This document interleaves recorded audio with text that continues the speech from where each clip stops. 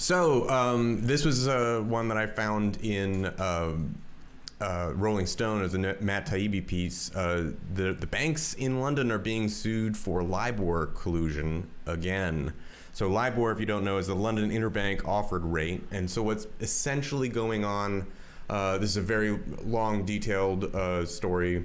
I like to pick these investigative pieces. I like this one because it was a little bit off the beaten path. It's not something that we are seeing front and center in a lot of our political discussion this week, but it reminded me of early reports of LIBOR collusion in 2006, 2007, 2008, which sort of in some ways served as a canary in the coal mine for the 2008 crash. So what's going on essentially is some banks in London who have some control over which borrowed rates can be sort of classified as LIBOR, right, which is this index rate that is meant to say this is a very secure investment, it will go at a very particular rate. They were basically conflating that with treasury bonds that they were getting to deflate the interest rate of it in a fraudulent way.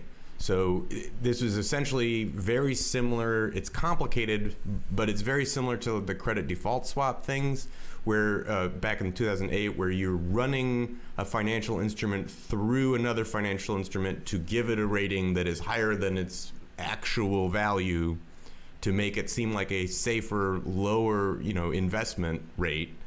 And that ends up messing with things when you're talking about massive pools of money that are exchanged between banks, which is netting the people perpetrating this fraud a lot of money, and they got caught again. And the fact that they're doing this kind of is an indicator that there are things elsewhere on their books that they're trying to cycle through. They're trying to account for losses elsewhere. And so I look at this as like, is this the beginning? Are we starting to see something in the financial sector crumble? Are we seeing something, a bubble somewhere about to burst? Because this isn't the bubble. This is an indicator that this bank is trying to hedge its financial position and not lose money over something that is the bubble. Well, I think that, okay, so as I've always said, we've said a couple things on the show, so just to repeat them. History doesn't repeat, but it rhymes. This seems very rhymey to me. I almost hear a rhyme directly from it. And we've been saying on the show for about a year. Longer than that, Dan. A little longer than that. That another crash is coming. And with that, this is what we would expect. What do we see? We see the long-term yields going negative, which is a telltale, like it's one of the only, like, yeah, we're going to have a recession signs. That's been happening for a while. Every month they get a little more negative. You have banks, like Paul just pointed out, that are all of a sudden offloading risk to other banks because they're seeing something that's exactly what happened right before the Wall Street crash happened. And there's like 15 different bubbles that could burst, and if one of them bursts, the rest of them will pop as well. So is it going to be Brexit that kicks it off? Is it going to be student loan debt defaulting? Is it going to be a new homeowner debt? Is it going to be the auto sales debt? What's it going to be that ticks this off? Is it going to be a stock market bubble? Is it going to be X, Y, or Z? There's so many different things that can trigger this. This is a house of cards standing on soap bubbles that have been propped up for so long. And just like Paul said, again, banks will do this in a way that they feel is a cost-benefit way of doing things. And if they get caught doing it, they really have to be doing it in the open, because we know how regulators are. So, with that said, this is another indicator in my book. Okay, so we got a perfect storm to start in the brew. And Daniel, you mentioned some points that I just want to just reiterate again. Student loan debt, home ownership, the stock market potentially crashing, banks starting to go into the negative, and not to mention the influence of Wall Street that what it has on our political system.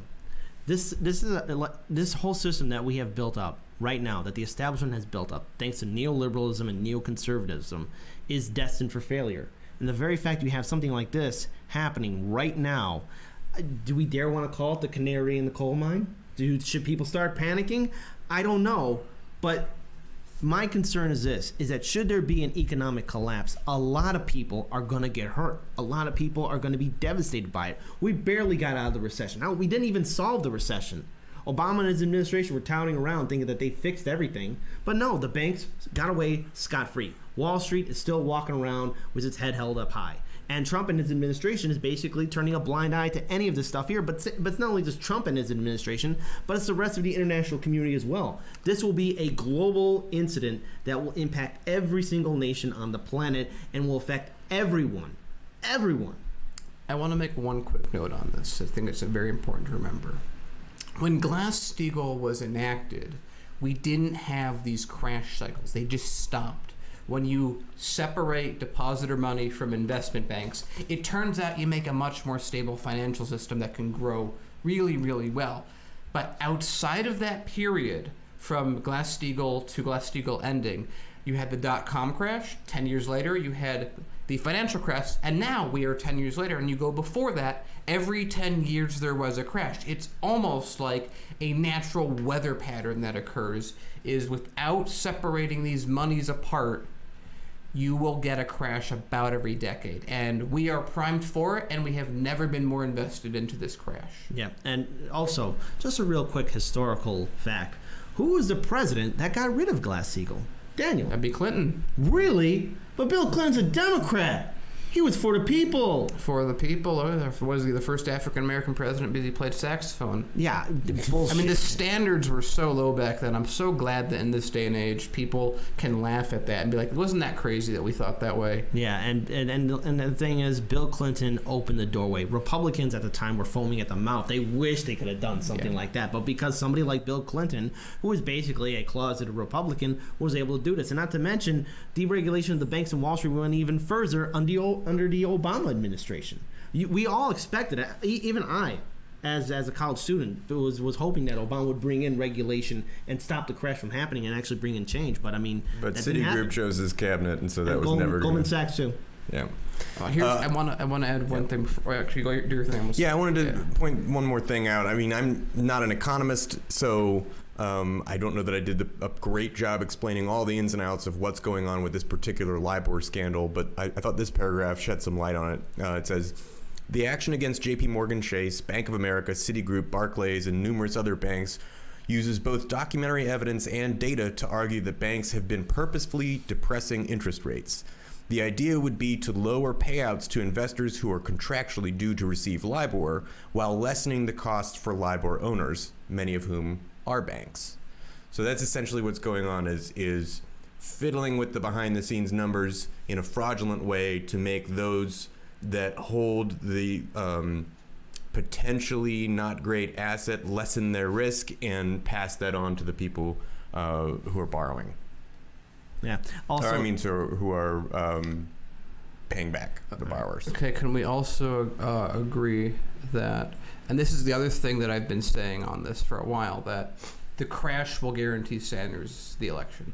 Yep.